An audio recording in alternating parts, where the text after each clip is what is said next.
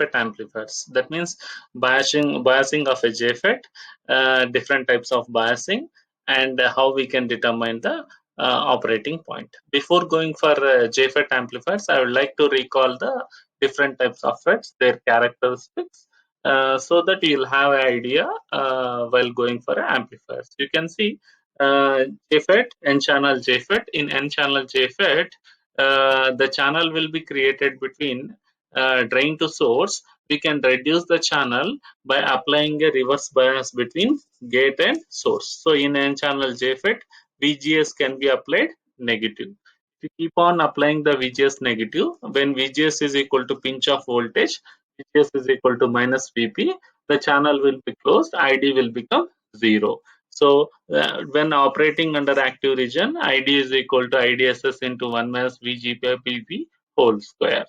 So the characteristics can be divided into ohmic region and active region. The borderline which will divide between ohmic and active region is the VDS should be greater than VGS minus PP. Coming to depletion in MOSFET, so the drawback in JFET is that it cannot operate in enhancement mode. We cannot apply VGS positive value, whereas depletion in MOSFET, that FET can operate in two modes of operation: depletion mode of operation and enhancement mode of operation. When VGS is negative, it will operate in depletion mode of operation. When VGS is positive, it will operate in enhancement mode of operation. The thing is that the gate is not directly connected to drain to source, but it will be insulated with silicon dioxide. Therefore, it is called metal oxide silicon field effect transistor. Here also the border between ohmic region and active region remains same. VDS is equal to VGS minus VP. You can see from the figure, when VGS is positive, it is operating in enhancement mode. VGS is negative, it is operating in depletion mode.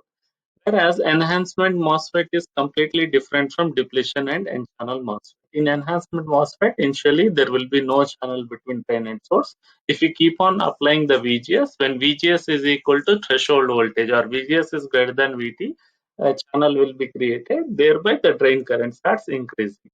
So ID formula is quite different from the previous formulas. ID is equal to K into VGS minus VT whole square.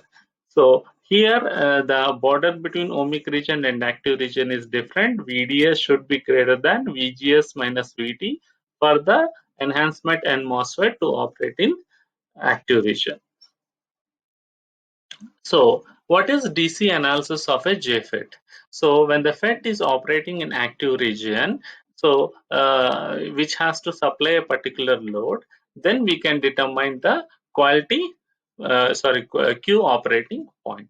So in a BJTs, if at all you recall, we have drawn a load line to a collector characteristics. Whenever the load line intersects with collector characteristics, that is the operating point. So in BJTs, the collector current is a linear equation. Therefore, we can easily find out mathematically or graphically the Q point of a BJT. But if you carefully observe, the drain current for a JFET and depletion MOSFET is ID is equal to IDSS minus 1 minus VGS by VP, and for enhancement MOSFET, ID is equal to K into VGS minus VT whole square. So these square term in the drain currents makes the drain characteristics or drain current equation as non-linear. Because of the square term, it is not very simple like in BJT to find out the Q point. So better way is we can find out the Q point of JFET using a graphical method. So first, before going for a different types of biasing of a JFET, let us recall few points in JFET. Compared to BJT, JFET offer very high impedance. Therefore, IG is equal to 0 can be considered. Because of high input impedance, literally IG current is equal to 0. The drain current is controlled by VGS. So, therefore, it is called field effect transistor. Output current is controlled by input voltage. So, when IG is equal to 0, ID is equal to yes. So DC analysis can be carried out to determine the Q point. One Q point is IDQ and VGSQ. So obviously this IDQ and VGSQ will come on a transfer characteristics which can be transferred to drain characteristics. So for a given VDSQ, what is IDQ and VGSQ is nothing but Q point in DC analysis. So JFET will have three different types of biases possible. One is fixed bias, and another is self bias. Third one is combination of fixed bias and self bias. Very much similar to BJTs, where also we studied about fixed bias, voltage divider bias, and self bias. Whereas in JFET, we'll study fixed bias of a JFET, uh, self bias of a JFET, and combination of self and fixed bias of a JFET. The figure shows fixed bias JFET circuit. As seen in the figure, the drain voltage is fixed to plus VDD and gate voltage is flexed to minus VGG. Okay, so as this is fixed and this is fixed, it is called as a fixed bias. Either you can apply the two different voltage sources or you can go for a voltage divider biasing circuit. If at all you recall voltage divider bias from the VDD, we can connect R1 and R2 so that this VGG RG will become Thevenin's equivalent of a VDD circuit. Now, the figure 2 shows the JFET characteristics of the JFET transfer characteristics and self fixed bias circuit. You can see this VP, this is the transfer characteristics. Okay, this is the transfer characteristics. So first we have to take into consideration that Ig is equal to 0. Once Ig is equal to 0, if you apply the KVL, because this drop is equal to 0, VGS is equal to minus VGG. We have to draw the line VGS is equal to minus VGG. That line will be a vertical line. So this line represents VGS is equal to VGG. How we can determine the Q point is we have to draw this line and it will intersect the transfer characteristics. The point at which the line which will control the output voltage intersect with transfer characteristics is called Q point. Now you can see IDQ and VGSQ. VGS is equal to minus VGG as VGG is fixed. So what is the drawback in the fixed bias circuit is, by any chance, if the drain current changes because of temperature, by any chance if the drain current varies with respect to temperature, then the Q point may vary in upward direction or lower direction. So the variation in the Q point because of varied by ID, there is no control. Therefore, the Q point may vary within this shaded portion. The Q point will vary within the shaded portion. So taking into consideration, if you take extreme lower condition, there VGS is equal to minus VGG, but ID is becoming 0. That means the Q point has been going down from this point to this extreme lower point.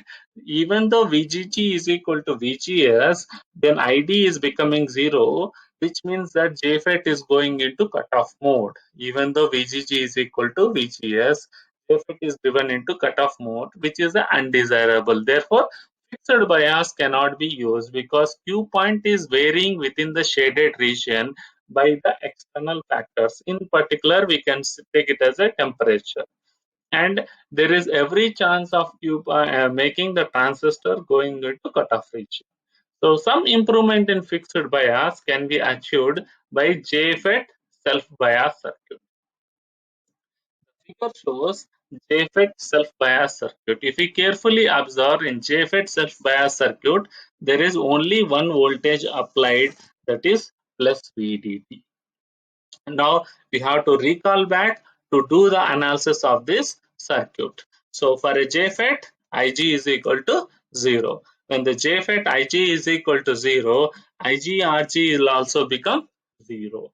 Okay, IgRg will also become 0. And what is important is that in a self-bias circuit, extra resistance is being connected between source and ground. So this point is considered as a G, this point is considered as a S. So S is not directly connected to ground, there is RS. Now, taking into consideration Ig is equal to 0, then ID is equal to IS, then voltage drop Ig RG will be 0. Okay, we'll apply the KVL to the left hand loop. If you apply the KVL to the left hand loop, what is the equation? Minus IGRG plus VGS plus ID IS into RS. IS is equal to ID into RS. So this is the equation you will get on applying the KVL to the left hand loop. Here I have considered IGRG is equal to 0 and IS is replaced with ID. From that what we will get? ID is equal to minus VGS by RS. So in order to find out the Q point in a graph, first we have to draw the transfer characteristics, then we have to represent this ID line. The point at which ID intersect with the transfer characteristics, that point will be a Q point. So figure shows the determination of Q point in JFET self-bias circuit. So the ID is equal to minus VGS by RS is drawn over a self-bias circuit. Then the Q point you'll get. In this self-bias circuit also, the Q point will vary within the shaded region. But the chance of JFET going into a cutoff mode will be reduced because of a line passing through origin rather than a vertical line. The the position of ID will determine what is the variation in RG, what is the variation in the Q point. So the variation of IDQ can be reduced. The variation of this IDQ with respect to temperature can be reduced by making this ID line very horizontal. How we can make this ID line horizontal? By increasing the RS. If you keep on increasing the RS, the ID will become almost all horizontal, then the IDQ will be almost all fixed. But if you keep on increasing the RS, because of more drop across RS, the JFET may go into cutoff. That shows combination of self and fixed bias of a JFET. That means plus VDD is connected, so which will drive the drain current from drain to source, and additionally VGG is also connected, which will drive the gate current. So this is called a combination of self and fixed bias circuit, which can overcome the problems which we will get with only self bias and fixed bias. Self bias also, what is the problem in a fixed bias is JFET is going into cutoff mode of operation, and in problem in self bias, if we keep on increasing RS, there is a chance of JFET going into a cutoff mode of operation. So this is one topology of a circuit. Either we can take a 2 voltage source for a fixed and self bias circuit, or from same VDD we can connect a voltage divider bias circuit. When you connect voltage divider bias circuit, VGG will be VDD into R2 by R1 plus R2, RG will be R1 R2 by R1 plus R2. So let us stick on to the same condition in a JFET. IG is equal to 0, then ID is equal to IS. Then applying KVL to the left loop, if you apply the KVL to the left loop, minus VGG plus IGRG plus VGS plus ID into RS is equal to 0. Since IG is equal to 0, IGRG will become 0, and then substitute, then the equation ID is equal to VGG minus VGS by RS. So ID is equal to minus VGS by RS plus VGG by RS. We can determine the operating point by drawing the equation of this line over a transfer characteristics. So by drawing this line over a transfer characteristics, we can determine the operating point Q point. Now suppose ID increased because of variation in temperature. So as ID increases, then Vs is equal to ID into RS. Just as IT increases, this Vs, okay, the Vs is equal to ID into Rs increases. Since Ig is equal to 0, Vg is equal to Vgg. So this is Vg, this is Vs. So Vs depends upon ID into Rs, Vg depends upon Vgg.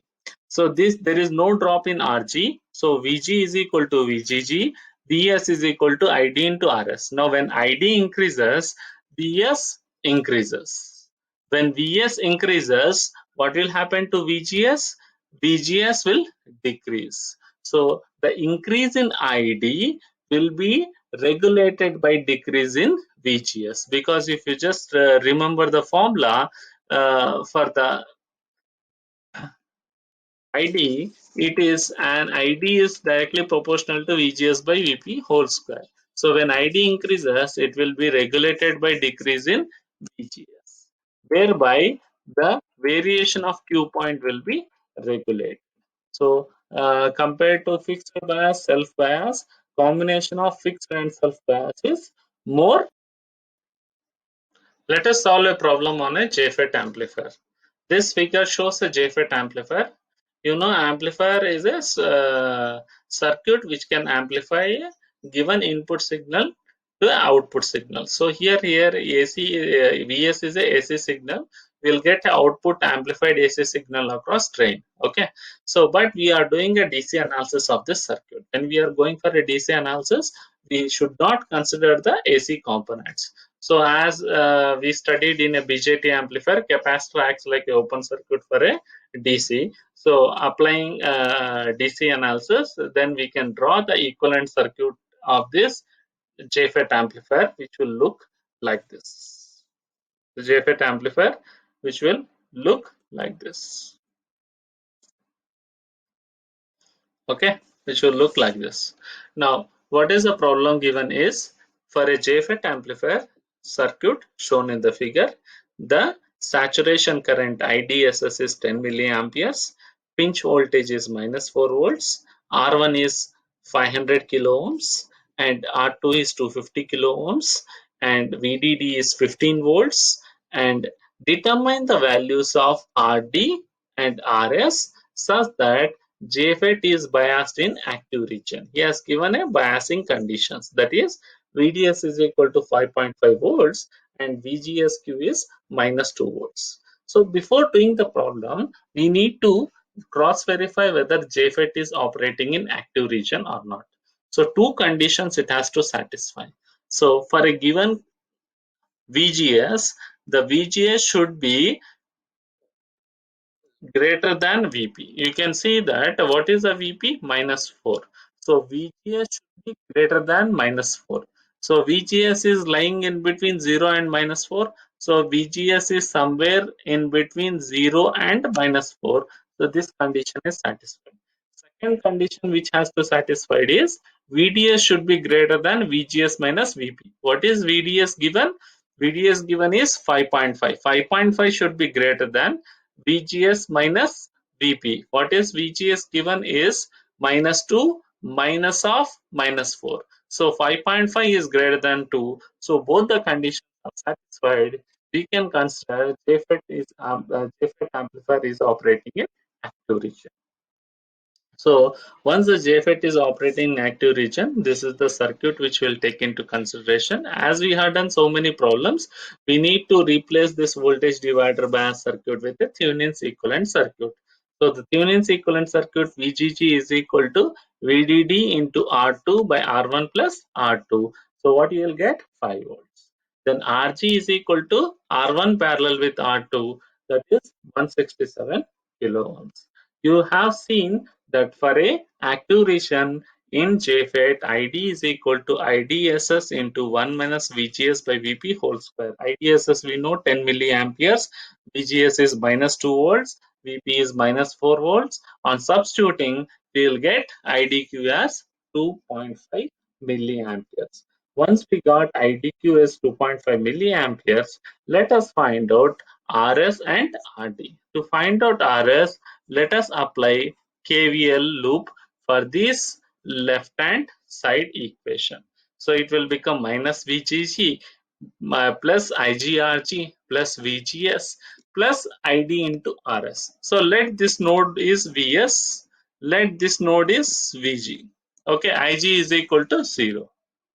So applying KVL to the left hand loop, okay, we will get RS is equal to this derivation we have done in the previous case. This derivation ID is equal to minus VGS by RS plus VGG by RS. Okay, so from that RS is equal to 2.8 kilo ohms. So once we got RS, we can find out VS. There are two ways of finding out VS. Either you apply the KVL and determine VS is equal to minus VGS plus VGG 7 volts, or in simple, IS is equal to VS is equal to ID into RS, that is 7 volts. Now, in order to determine RD, apply KVL to the right hand side loop. So, what is the KVL to the right hand side loop? VDD is equal to IDRD plus VDS plus ID into RS.